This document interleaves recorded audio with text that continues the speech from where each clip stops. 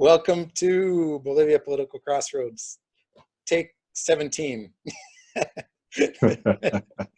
For those of you joining us, this is our first program where we're including video, thanks to Zoom, and we've made various attempts. I'm assuming that, this morning, I'm assuming that the issues are fantastic Bolivian internet service.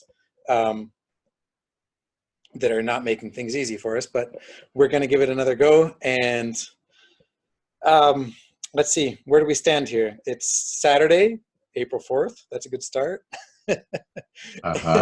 And we were talking about something interesting, Ernesto, before we got cut off, which is basically the conditions that most, or the majority, we don't have official numbers here, but I think our consensus here is that it's somewhere around half of the general population is dealing with this in pretty precarious conditions in terms of the living space that they have. You're at home with your wife. I'm at home with my wife and 2 kids, and we've got a small apartment and a bunch of an ample shared living space with other tenants, although we try to keep ourselves confined and not be in contact with those tenants. But, you know, we've got space to move around, as do you. A lot of Bolivians are dealing with this living in a single room, and they've probably got a shared bathroom. So I'm trying to imagine living these past couple weeks in a single room without being able to leave it except to go to the bathroom, and with, being just 4 of us in a single room, I'd be pulling my hair out at this point. A lot of people, a lot of families are 5, 6, 7 people, and living in a room that's 4 by 4 meters or something like that would probably be pretty taxing psychologically. So that's something that's not getting, you were saying before we got cut off that, that's not getting much attention in local media. The psychological effects in general, on everybody isn't getting much attention. Although I suspect at some point it will. I've seen things about it on, on international media sources outside of Bolivia. But it's definitely something to consider, and hopefully the government will start taking that into account. I don't even think that at least the ones I'm seeing in my social media accounts are taking it into account. People are real hard on those that aren't taking this quarantine seriously, and I think a lot of people aren't taking into account that the way most people have to live this out, and being stuck in one room, and one of the things I was saying is that they probably don't have cable TV. They probably don't have high-speed internet or any internet besides the limited prepaid internet they're getting on their phones, which makes it difficult to keep yourself entertained and sane in such a situation. So it's an aspect I guess a lot of people aren't considering. I think this is a very interesting issue that you brought about in our last attempt in order to begin the program. It wasn't planned, but I think that you're touching a very important thing. From the many issues that you touched in your initial intervention, I can grab some and maybe comment them.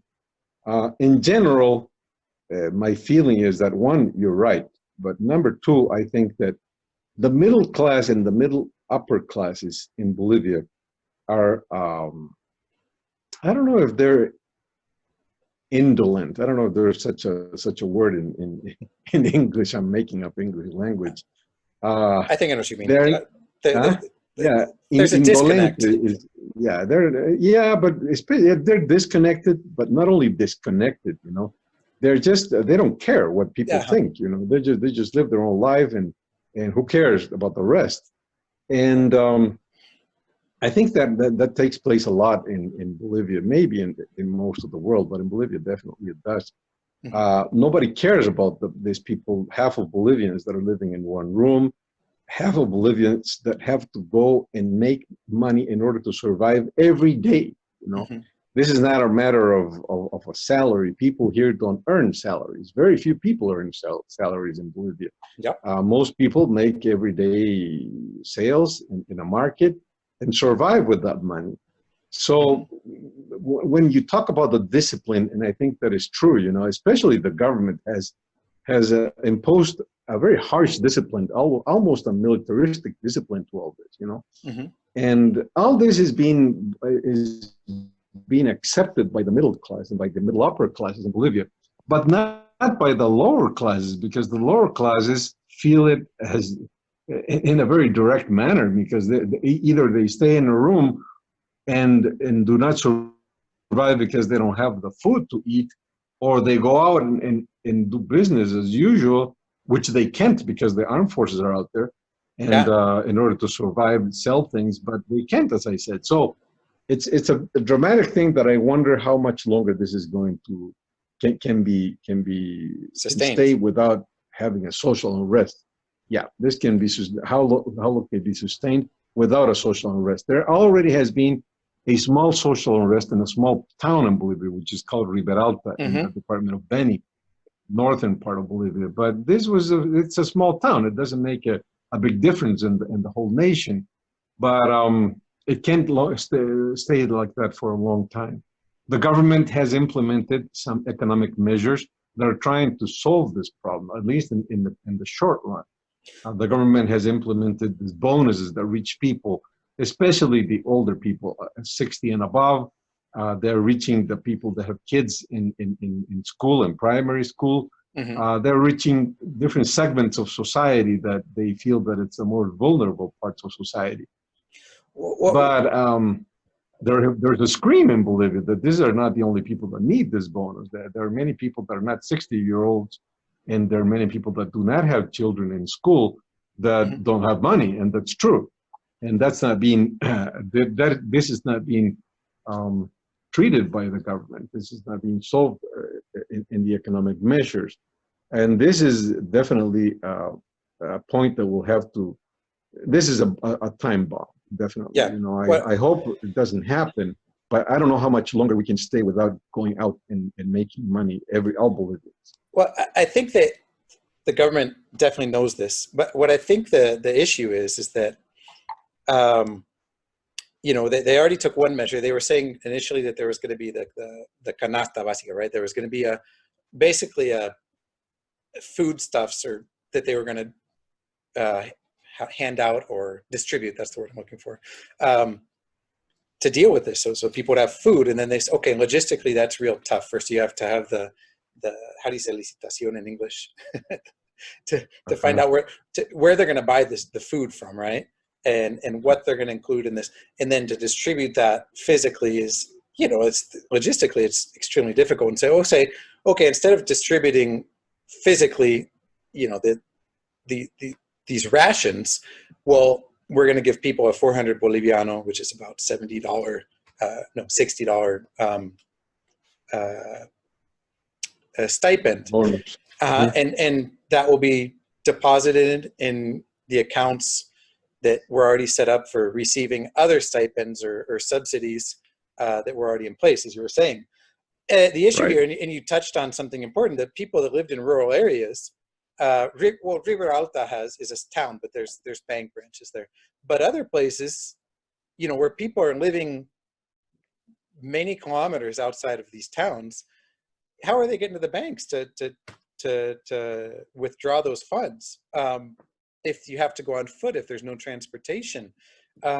So there's still some logistics that haven't been worked out yet. In those cases, the government's going to have to not deposit into their accounts, but actually go there physically, like they do with the Bono Juancito Pinto, that's given to kids that complete the primary school year, and give it to them in cash, in hand, and have, like they do with the military police that go out and do the Juancito Pinto. They're going to have to do the same thing, and they better do it fast, because, as you said, this is a time bomb, and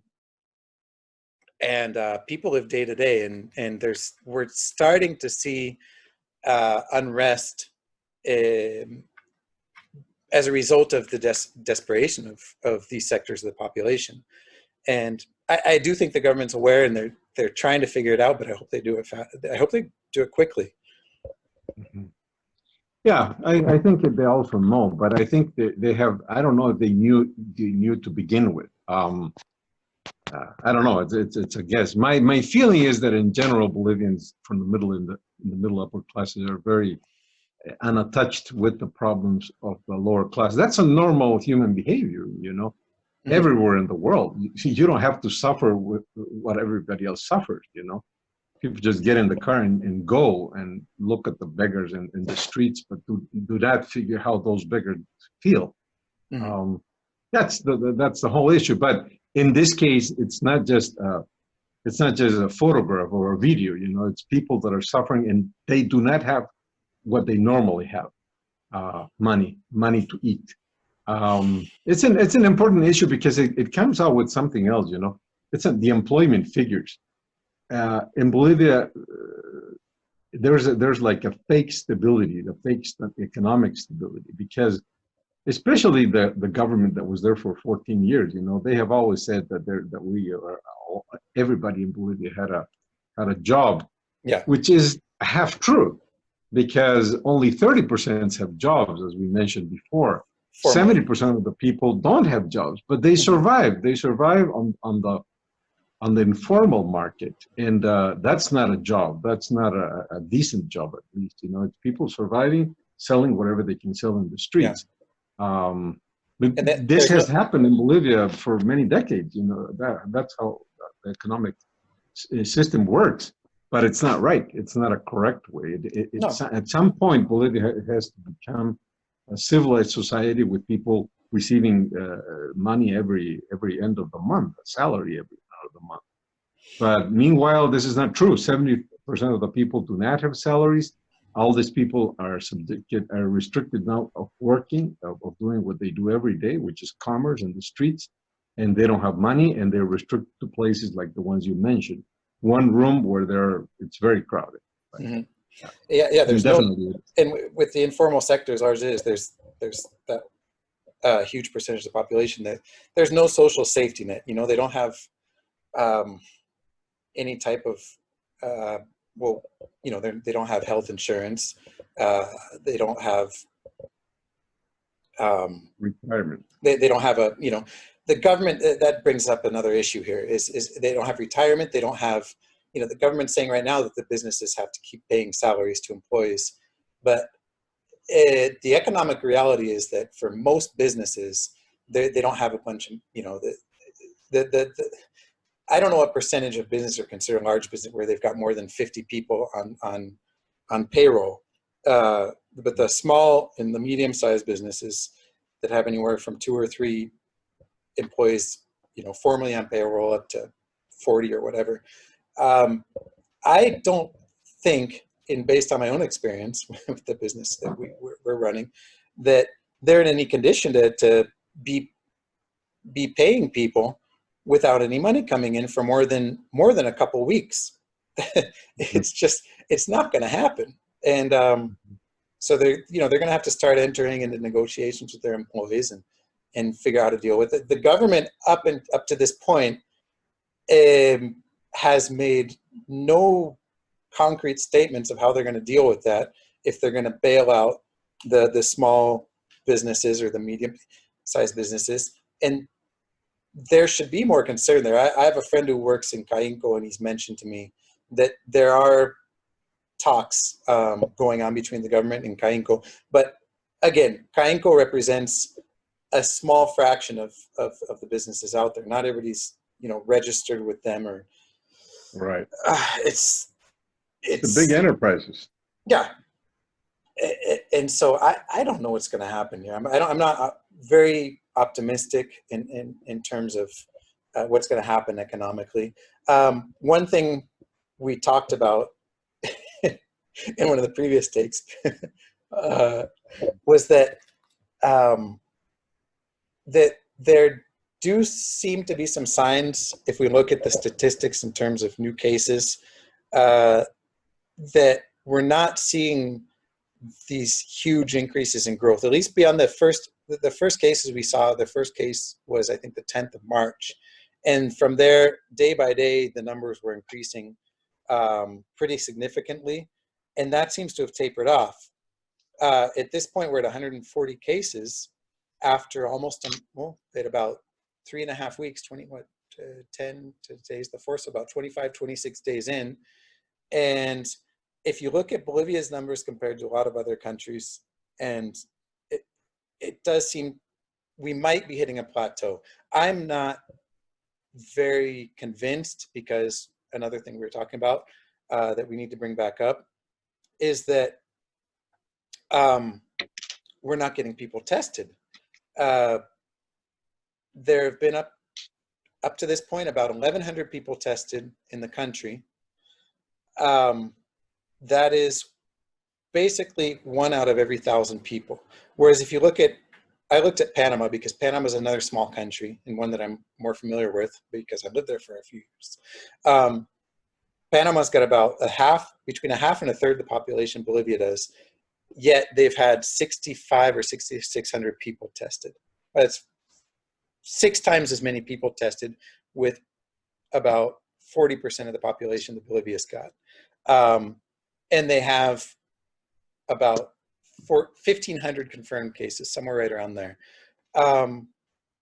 They also have 30 casualties at this point. But what I'm getting at is that the more people you're going to get tested, the less people you have tested, the more distorted or skewed the statistics are going to be. I don't think we can rely on numbers with such few cases of people being tested. You had some theories about why people aren't being tested here. One thing I wanted to add to that, and you can go into that in a second here, is that I don't think people are being tested. One of the factors that isn't being talked about is the horrendous conditions you're going to be subjected to if you're absorbed by the public health sector here. If people are scared, so if I get tested, I test positive, and I don't have the money to be put into a private clinic, which, depending on what city you live in, it seems like a lot of private clinics don't want to take you. They don't want to take you. Legally they're supposed to, but they don't want to, and they're not going to, and they're going to do everything they can not to. And to be put, the case that was brought to light publicly was this guy who was the general manager of Axis, an internet service provider.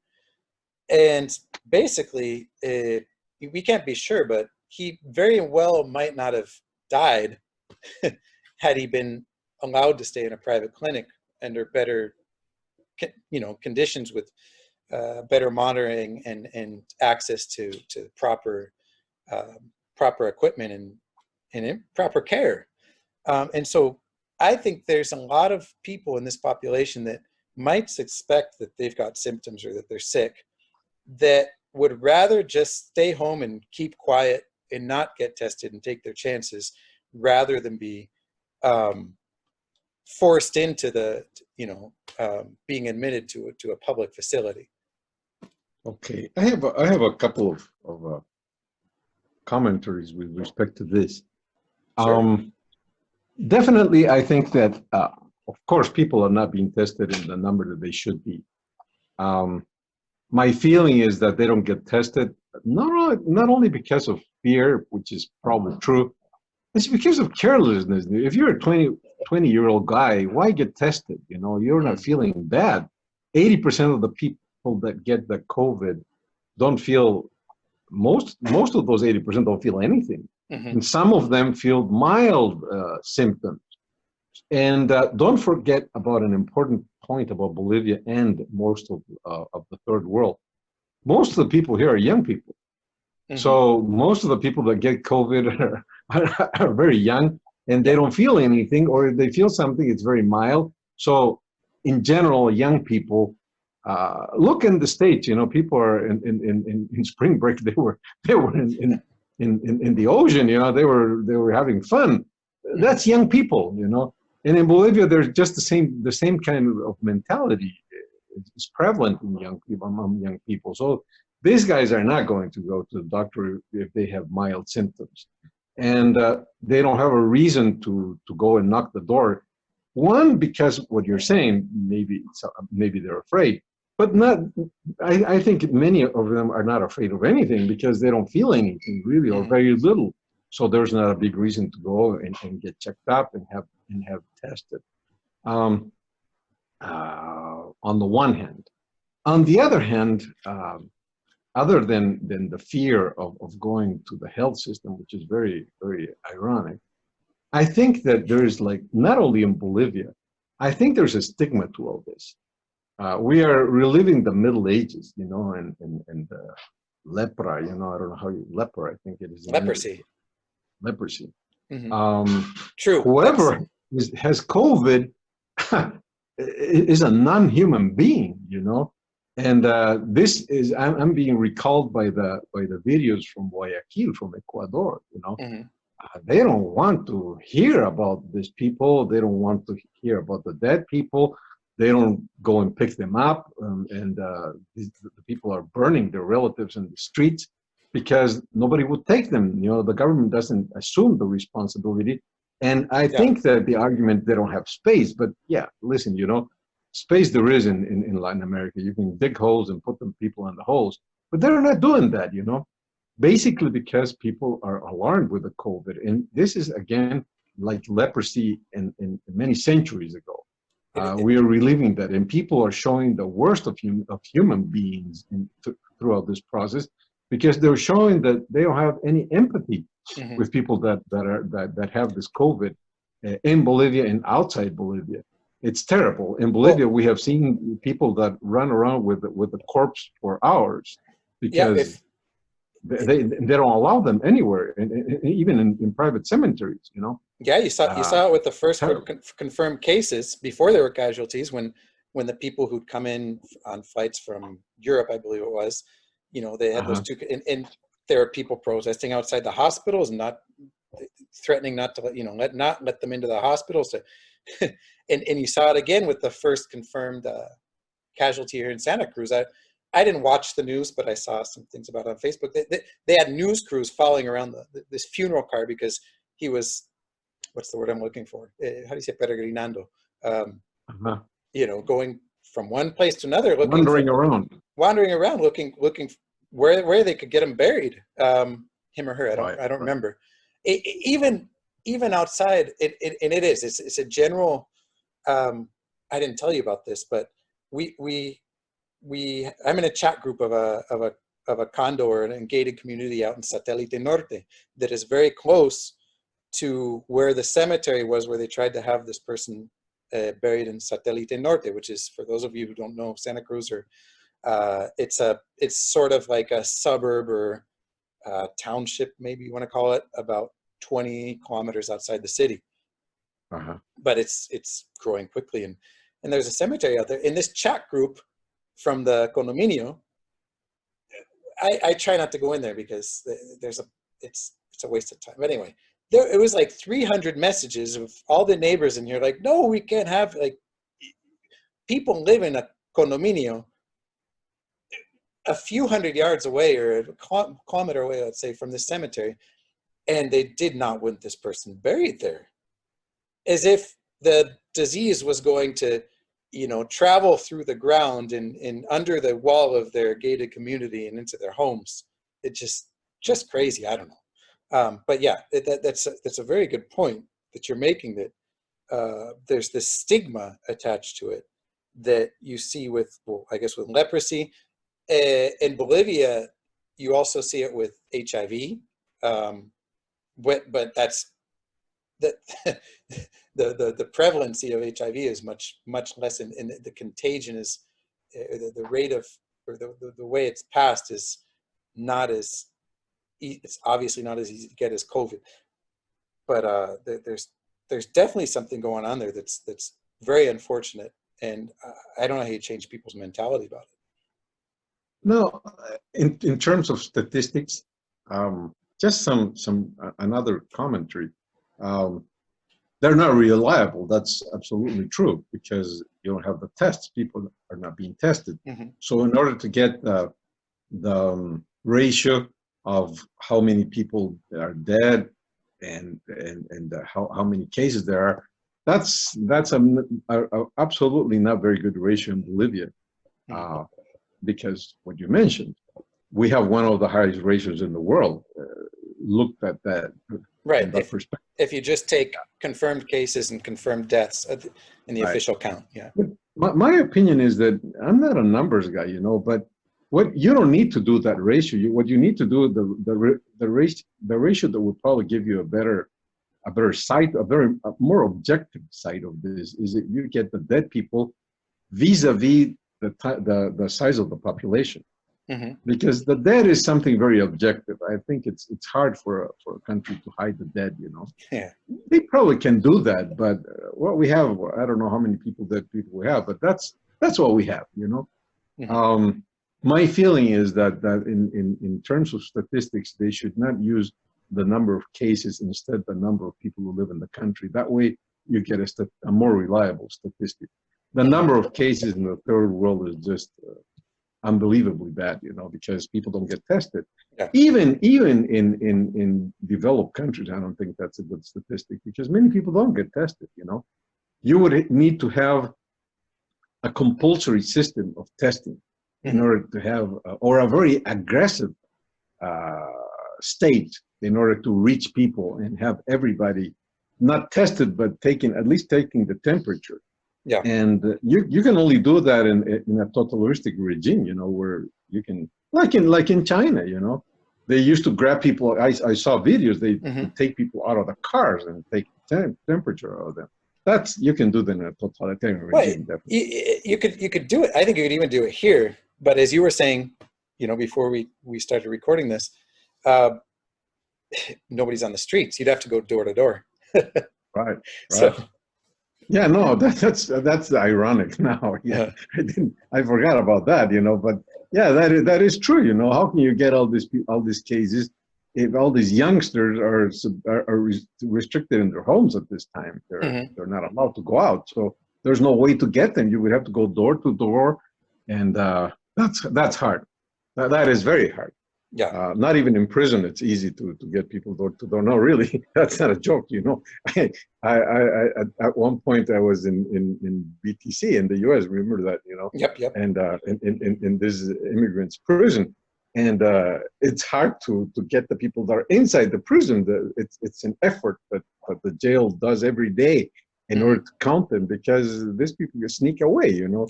So yeah, or at least hide, you know.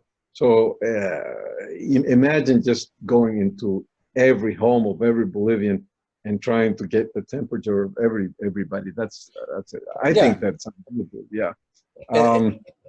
There's a reason they only do a census every 10 years.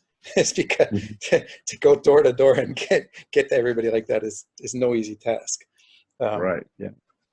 So that's on the one hand. And I think that it's important to have touched these issues, social issues, you know, that need to be touched by the government in a better manner, I think. Well, they're learning, you know, and they're learning because this is a new government. Do not forget that, you know. It's a new government that has been in state, has taken over in November. Yeah. The people that do not have the experience, most of them don't have the experience. Yeah, well, even if you're an old government, if you will, I mean, when they've been in power for at least a couple of years, nobody was prepared for this. Right. You know, the countries that even handled it the best, it took them a while to figure it out and to react properly, I guess, or effectively. So yeah, Korea is a country that's always brings up a good management of this, right? Yeah. Koreans. And that's one of the countries where they've had the most tests. The testing per capita has been the highest for this. That's a very totalitarian country. I lived in Korea. You lived there. You know much better than I do. Yeah. But in general, Asia is very totalitarian because they have this tradition, you know, subjecting people. People are subjects, you know, they're not really citizens. And whatever the government says, that's what is done, you know. And Yeah. in Korea, it works that way. You know, it's no secret. You know, they have elections. Supposedly, they are a democracy, Hmm. but democracy is more than just going to the ballot. You know, democracy is a behavior, an everyday Hmm. behavior. And in that sense, Korea is not a democracy. You know, they are very totalitarian in their everyday life. Hmm. So yes, they could do it, and I think that's an example. You can do that in a totalitarian country. You know, where people are subject and they obey everything, and the government imposes everything. In the States, it's very hard because it's a very democratic country. It's a federation. Not only that, you know, Yeah. so you And have federal governments involved in the central government.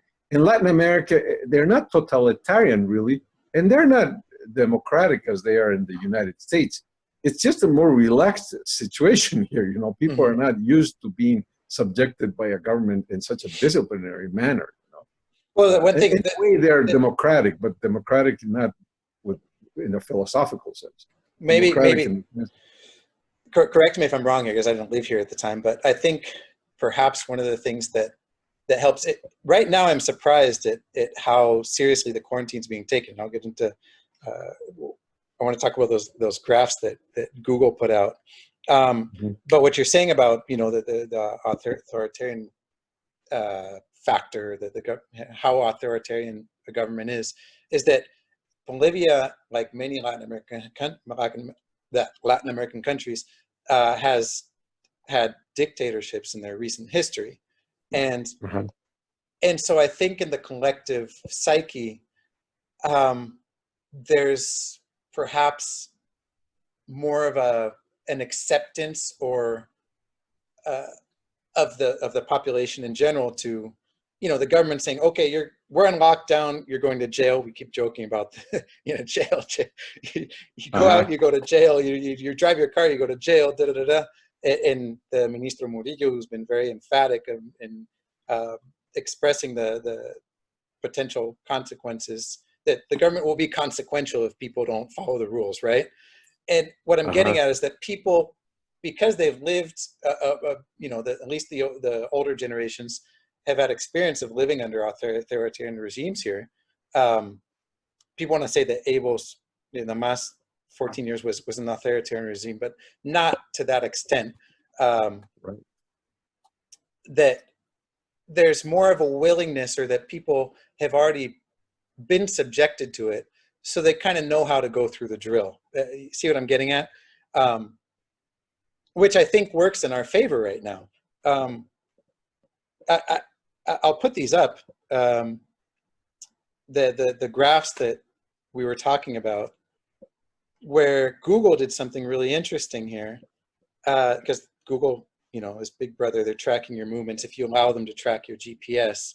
Uh, and basically, they've showed country by country um, the trends in mobility, where, you know, how people are going or not going out, you know, whether it be to the parks, to the supermarkets, to the restaurants, to their jobs. And so can I put these up here for a minute so people Yeah. can see them? And I think Sure. it's fascinating because Bolivia, you know, is generally, you know, one of the countries where it's hard to get things done right. Right? Uh-huh. And so here what we're looking at right now is, up until just about a week ago in Bolivia, the mobility changes. So the mean or the baseline is what we saw, I guess, before mid-February. And you can see it since the first case here, right around the beginning of the second week of March, a sharp decline of people going out to these places. 93%, 94% less. It basically, depending on the category, it hovers around 90%. And even Hmm. if, you know, transit stations, of course, there's no public transportation right now. And so these numbers have dropped dramatically. Um, and of course, the one you see going up is the residential, where people are spending more time at home. If we go and look at, I'll just take the one country I'd taken before was Panama. It's dropped considerably, but they're not taking the quarantine is not as drastic as it is here. People are still able to go out every other day, basically, for a couple hours. Whereas here you can go out, one person go out one time a week until noon, and Saturday and Sunday not at all. So if you look at Panama, nothing's at 90% or even really close. And if we go to the States, where again, you were saying it's more individualistic and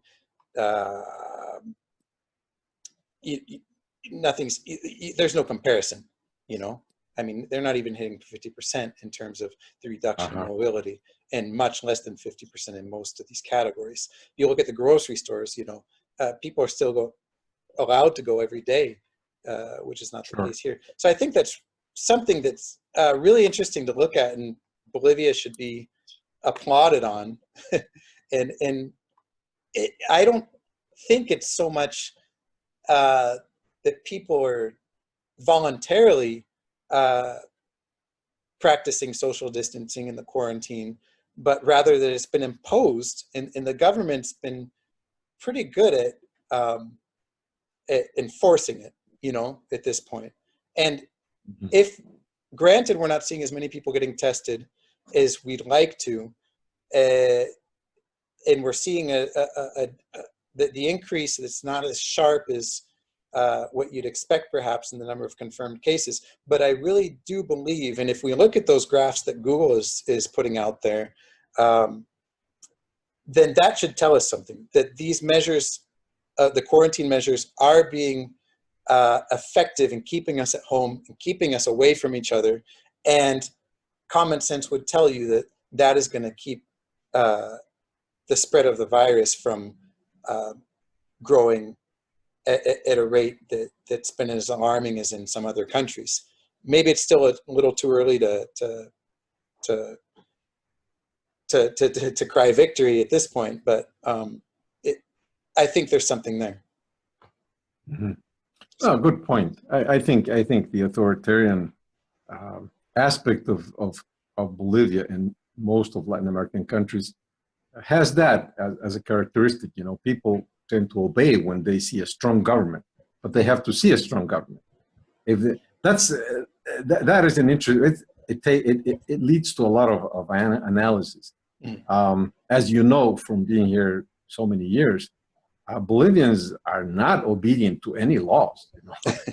In fact, people are very chaotic here. You know? Very chaotic.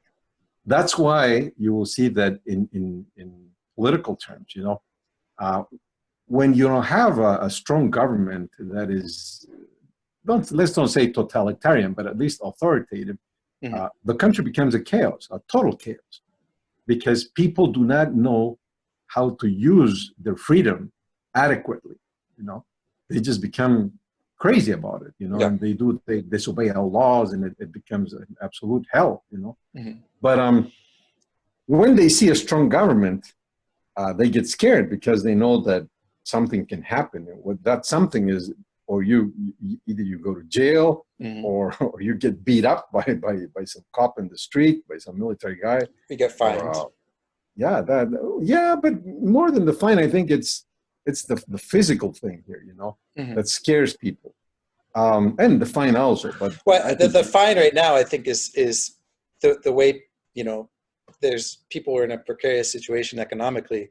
They're definitely taking that into account a lot more than before, because, you know, before if you had to pay a fine or to bribe a police officer to get out of something, and you were making money every day, then, you know, it wasn't such a big deal. But in the current situation, but as a result, that's you're right. It's not as big a factor as getting thrown in jail or beat down. Of this issue, if you look at Bolivia in the last 50 years, you know, you'll see that one of the most, I don't know if respected is the word, but one of the leaders that had a lot of backing up politically was Banzer, you know, because Banzer was a dictator from 1971 to 1978. Yeah. When democracy came back to Bolivia after the 80s, Banzer decided to be a politician, and he was one of the most successful politicians, because he had always had a large showing in the polls, and he became president after many decades. But he was president in the 90s. Yeah. democratically elected, you know. Well, that's one example of how dictators can be respected in a country like this. Hmm. Another example of that is the MNR. Not the MNR in general, but particularly Victor Paz Estensoro. Paz Estensoro became president for the fourth time in 1985 under very difficult situations, economic situations. Yeah. And That was when he the imposed order hyperinflation. and in a very authoritative manner. And because the MNR in the 50s was an authoritarian government, although it had a lot of backing from the people, and although they went to elections, the elections were not real then, but there were elections. They won the elections by 90% or 95% of the vote. Yeah, but still, you know, they had a lot of backing from the people. But there wasn't an authoritarian regime. And when he came back to politics, to Bolivia in the 80s, and in 85 he took over government. He won the election. Well, he didn't win the election, but he got elected president in Congress. He implanted all these economic measures with hard fist, and everybody respected Paz Estensoro until the day he died, because I was a good leader for them, you know. And Evo Morales, you know, he definitely was an authoritative guy. You know, he was a dictator in many aspects. And don't forget, he leads the polls at this point. You know, not him, but his party. I think what I was getting at when I said he wasn't, the word I didn't use there was he wasn't he didn't have a military background, as did Banzer or Garcia Mesa. He's more like Paz Estensoro. He's more like Paz Estensoro, but still they're authoritative regimes. They're not democratic regimes. Like for example, Jaime Paz Zamora was more democratic, you know. Sanchez de Lozada Goni was a very democratic guy, and Bolivia enjoyed freedoms as in very few instances before and after that, you know, when Goni was president. Even Carlos Mesa was very democratic in those terms, you know. But the harsher guys are the guys that get the most votes, I think, in the long run in this country. I'm doing this observation not because of an academic pursuit.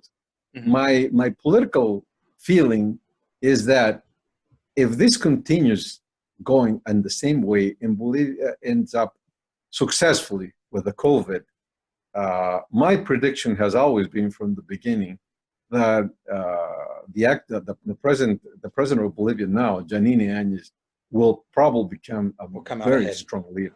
Yeah, because she's showing that she's hard-fisted and that she's a good leader and that she can impose order. And in Bolivia, that has always been very important for leadership. People want that, you know. They don't like politicians that are wishy-washy, that are not, that say yes and no and very democratic and call for meetings. You know, they like people that go and impose things, you know. And definitely Janine is like that. You know, she is authoritarian. And she has chosen two authoritarian guys to accompany her. Yeah. One is the minister of government, who is always threatening people to go to jail. You know, he has been speaking less lately. You probably I've noticed. Yeah, you've noticed that because he got he got a lot of criticism. But the minister of defense is the same or worse. You know, because he's definitely an authoritarian guy. And I think that in this whole process of imposing order and the curfew or the quarantine, I think he's instrumental. He is the man here, you know. And I see him enjoying what he's doing, you know. He is instrumental in displaying especially the military throughout the country so the people don't go to the streets. And he was instrumental, he's still instrumental in not letting Bolivians come in their own country. You know, there are 120 Bolivians trying to get from Chile to Bolivia, and there's the Constitution of Bolivia says that we have the right to enter our country whenever we want to. The decree that was approved by the president of Bolivia now says the same thing, but the Minister of Defense decided this Bolivians cannot come in because they're dangerous people, because some of them may have COVID, and they're not letting them in.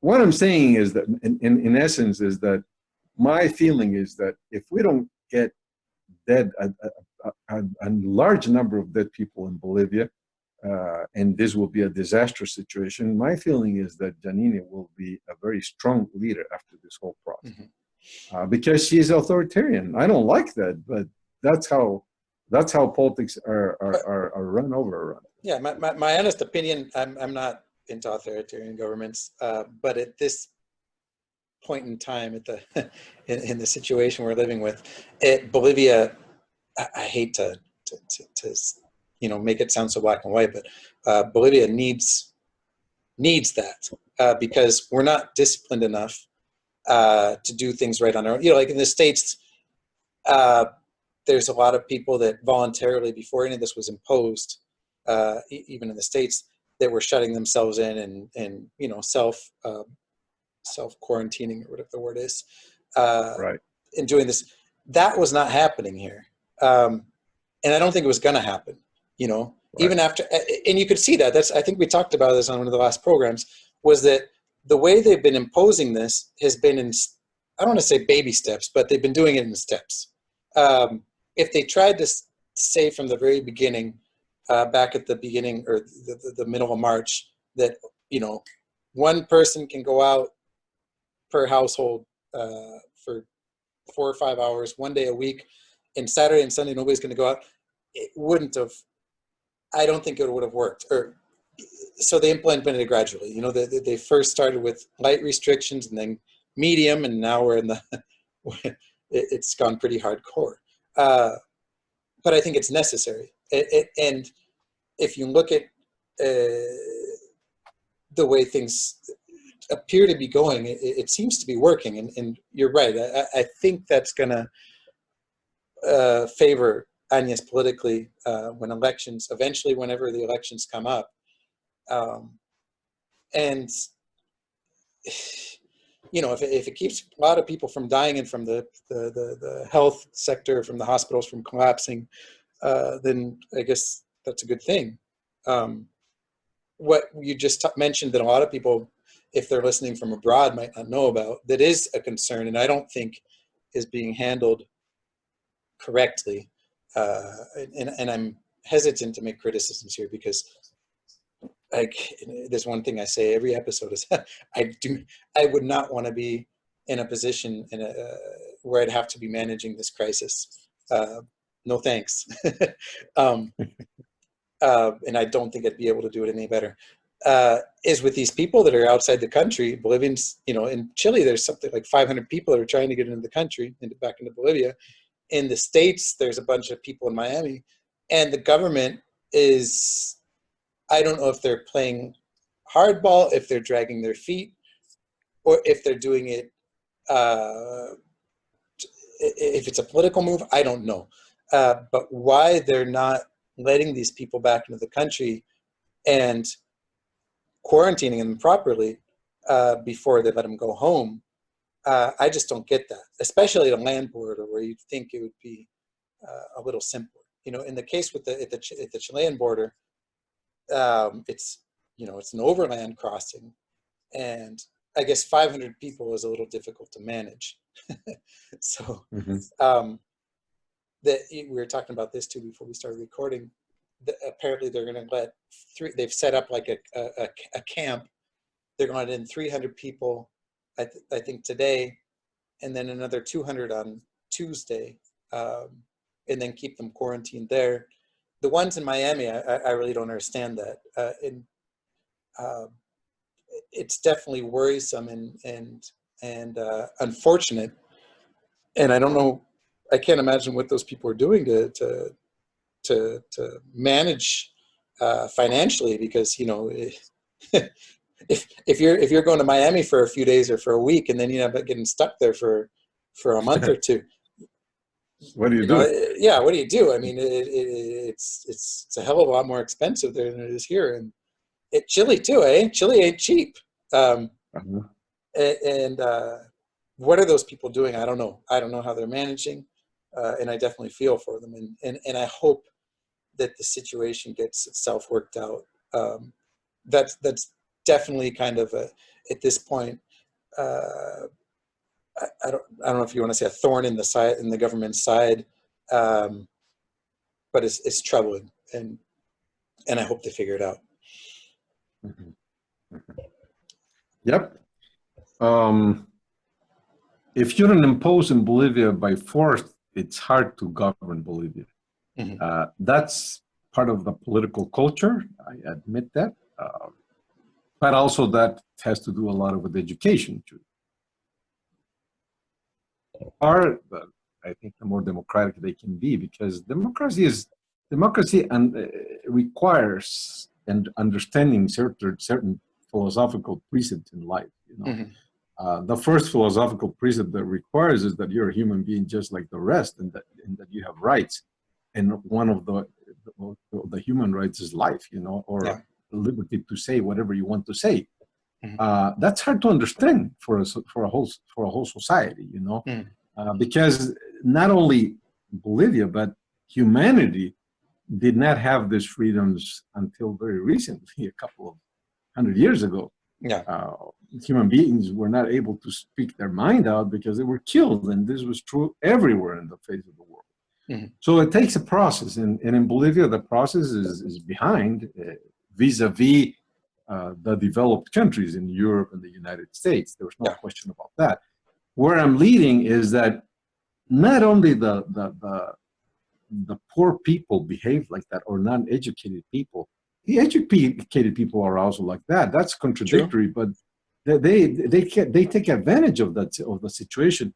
Look what happened in what happened a couple of days ago with the clinic in La Paz. You know, Mhm. they none of the private hospitals in La Paz wanted to admit this person, Mr. Sandoval, because he was a COVID patient. Mhm. They didn't want to have a COVID patient because they would lose money. People wouldn't want to go there if they had some other ailment and they knew that there was a COVID patient there. So for their business, it was bad business to accept this guy. Mhm. So they rejected. The lady said that the wife said last night that 5 clinics in La Paz rejected Jesus. with the argument that no, that they didn't want him in. Basically, that was the only argument. You know, they didn't want him in. They kicked him out, basically, of the first clinic, out of the Clínica del Sur, because they didn't want him there. And you And know what, I they, think that goes back to the stigma you were talking about as well. It's not whether Mhm. not they have the conditions to be able to treat him effectively, taking into account all the what do you call that, the measures of biosecurity to protect their staff and other patients, but it's the yeah, stigma. It's bad for their business. It has right, nothing to do with their capability of taking care of him and handling, handling. right, right. No, that's true. So, see, you need a hard fist to do Mhm. this. You know, you need somebody that will impose on the private sector. Although, because there's a decree that says that they're obliged to assist people that are with the COVID. Yeah. Two or three decrees say the same thing, Mhm. but nobody cares about that. You know, when it's their own private interest, they play their own rules. So the government has to oblige them, by the force in order to do this. And they will probably have to do that with the private sector, health sector in Bolivia, because otherwise we're going to have this. And probably the only sector that, well, definitely they have a better equipment in the private sector Sure. than in the public sector. So that's absolutely unfair. There is no argument for them not to help and cooperate with the COVID patients in Bolivia. But they're not just doing it. And we need a government that will oblige them to do it, because we need this to happen in this country. Hmm. We cannot have the best resources of the country taken away from the COVID situation and let all the COVID patients be taken care by the worst part of the system, which is the public sector. Yeah. Terrible. But our conclusion is also terrible. I don't like our conclusion because we are making an argument for authoritarian regimes, and that's something that I don't like like either. I said, it's something the country needs right now in this situation, just because of the way things are here, which is an unfortunate thing to have to say, but it is what it is. It's a terrible conclusion, I think, but I understand what you say.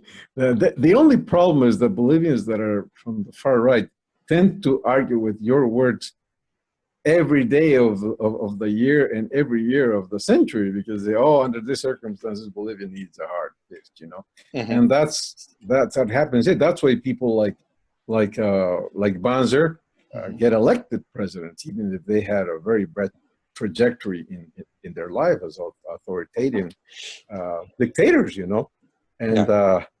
that's why people like Evo Morales, you know, who has committed crimes from the government, you know, from the seat of the president, he has committed crimes, and you Hmm. know he's still liked here. People like that because they think that's important for a country like this. Things get done when you have a president that is hard-fisted, like him, like Evo Morales or like Banzer.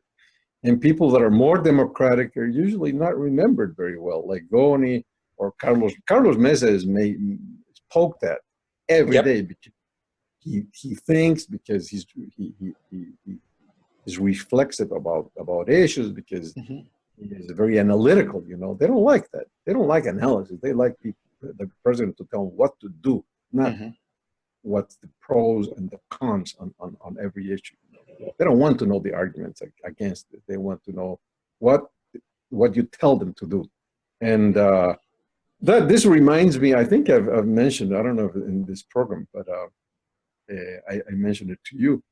This interview that Vargas Llosa had a couple of years ago, and the radio is, and no, I think it's in YouTube. I Ah, watched it, and it was a very good interview because he was asked about democracy, and Carlos he was Mesa, very, no, no, no. or who? The Peruvian writer, Vargas Llosa. Vargas Llosa. Okay. His answer was brilliant. You know, he said democracy is so young in humanity. Humanity has what, 10,000 years. How long does democracy have? No more than 200 or 200 years. You know, Hmm.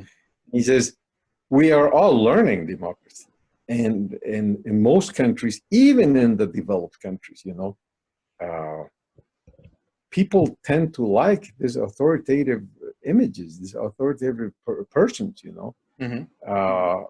because in a way, even Trump is authoritarian. Yeah, I was You just know, gonna mention him. if you let him do it, he'll do it. You know, it's just that the democratic institutions in the U.S. are strong, and they don't let him do it. Hmm. But if they would be weaker, man, he would bring his wall up, and now he could do 1,000 things with the COVID, you know, and probably kill these people. You don't know, but yeah, he's authoritarian, you know. And Vargas Llosa in the interview mentioned two examples that are brilliant examples. He said, remember Pinochet in Chile, Hmm. one of the most respected countries in Latin America, as you well know, Chile, you know, Hmm. respected in economic terms, respected in political terms. But until he died, he was one of the most acclaimed leaders in Chile. If he would have gone to an election, he probably would have won an election in Chile. People liked, at least half of the Chileans liked Pinochet. Hmm. And that is an absolutely true. On the other end of the spectrum, people like Freedom. Fidel Castro. Ah, Yeah, no, ah, people like Fidel Castro because he's a dictator, you know. But many Cubans admire that, admire his hard fist, admire the way he ran the country, because that's for centuries what has been going on in society. And societies learn democracy very slowly. Some attain that position more than others, but most of the third world right now is basically authoritative. And I think that in those terms, what we're speaking about, Bolivia needs an authoritarian regime at this point. It's probably correct. You know, I don't like it either, but the situation is such that we need order, and the only way to establish order in this society is through a hard fist government. hmm. And Mrs. Agnes is showing that she can do it. That's why I predict that she will be a very good candidate in the future when elections are really called again, um, because she would have shown what she's made of. And she's made of concrete, you know, she's made of iron. Definitely, you know, she's showing that, unless something very dramatic happens in the country, which is also a possibility. It's a But if, good yeah, possibility at this point. but if it doesn't happen as dramatic, I think she will be a very strong candidate for the next election. Yeah. My feelings as we wrap this up is that the next 10 days to 2 weeks are going to be very crucial in seeing where this goes, as far as Bolivia's future is concerned. We're at a point right now where we're either going to see a huge outbreak, or we're going to continue to see a plateau, and at the same time we're going to see how the government deals with the issues we're talking about at the beginning, of people living day to day and getting food on the table, because we're at it's a point where it's a make where they're either going to make it or break it, and I think that's going to be something we're going to see within the next, like I said, 10 days to 2 weeks, and based on that, what's going to happen with Agnes is in her political future as well. So anyway. Did you realize that landlocked countries in South America are the ones that have least COVID? I did. Paraguay. Thanks for bringing that up. Paraguay is the only one that's got less cases than we do. I think about half, somewhere around 60 or 70. Maybe it's 90, but it's still significantly less and low overall. People don't come into these countries too much. No, which is strange. We only have one international airport in Bolivia. Oh, but look at the other side of that. And when I was kind of making up some notes before we started, in comparing Panama and Bolivia, Panama's a small country with 1,500 cases, which is a relatively high number, especially if you look at per capita. Panama is an international hub for commerce. Yep. The Copa Airlines, so they being the hub of the Americas, they call it, for air travel. Bolivia, I scribbled down isolated, but Bolivia shares a border with 5 different countries, man. Yep. And so in that respect, we're landlocked, but we've got people coming and going from again 5 different countries. Paraguay, I guess they're less populated in general, and I think you know what the population of Paraguay is? It's a little bit less than Bolivia, but not too much. Yeah, it's similar. I know it's less,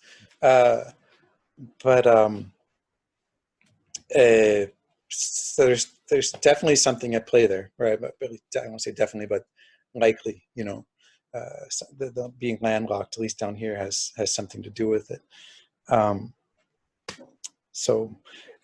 Whoa. Well, anything else you want to add here? We made it. No, not really. I think we made it through it without freezing this time. Great. I think the answer to this was the cell phone. Cell phone gets internet better, I think. Yeah. We seem to found a formula that works. So. Yep. All right. Hey, I'll talk to you next time. Everybody who's listening and watching, thank you, and stay safe, stay home, do what you got to do to get through this, and we'll see everybody soon. Enjoy the rest of your weekend. Have a good weekend, and we'll be speaking throughout the week. But it was a good program. I enjoyed it a lot, as always, and I didn't really think that we could have a good program because there are not too many political issues on the table. But the COVID brings a lot of issues that are not only political but social and economic, that make a conversation very rich. And without a doubt. I think that it was a good recording today. Well, thank you very much. Enjoy your weekend. Well, enjoy it as much as you can. Yeah. Being circumscribed to your house, but enjoy it anyhow. And we'll be in touch next Saturday again in Spanish. Yep. Until next time, all right. everybody. Okay. Bye-bye.